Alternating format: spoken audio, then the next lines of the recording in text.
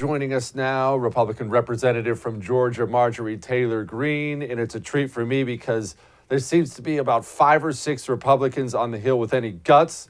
And thankfully, she is one of them. She even has enough guts to put a poll out on her social media saying, what about this national divorce thing? Congresswoman, thank you, by the way, for actually having some stones there. It's sad you are surrounded by people who don't, but I'm glad you do. Well, thank you, Jesse. I really appreciate it. I was happy to put that poll up because it's pretty shocking to me how many people are actually talking to me about perhaps it's time to start talking about a national divorce. You talk to a lot more people than I do, just by the nature of your profession. Why do people want this? What are they telling you? Well, I mean, it's the state of our nation and it's the current regime. You know, they're not an administration, they're a regime because the Democrat Party has turned so far left. They're not only just socialists, many of them are communist.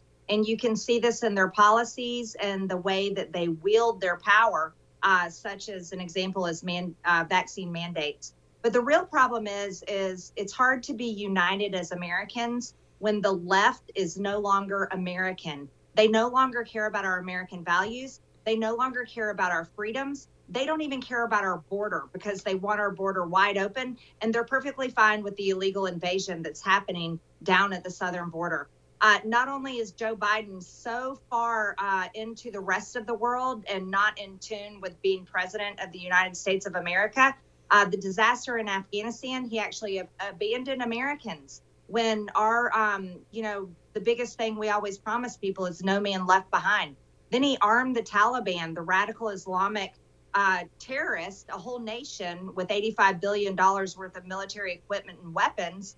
And then his failed leadership led 13 military members to be killed. Inflation is rising, and now we're looking at a critical supply chain disaster that may leave people without food and necessary supplies this coming winter. And this is only the start. We're 9 months in. And so many people, not only in my district, but across the country, are starting to talk about a national divorce because it's hard to be united with the left in this state of our country. Congresswoman, you said they don't care. And actually, I wish they didn't care. I think we could live in a world where I loved America, you loved America, and they just didn't care about it.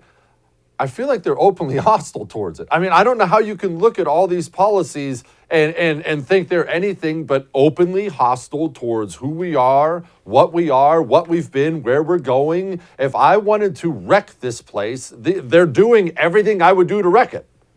Oh, they definitely are, Jesse. That's why I call them communists. You see, I'm probably one of the few members in Congress that actually reads the bills.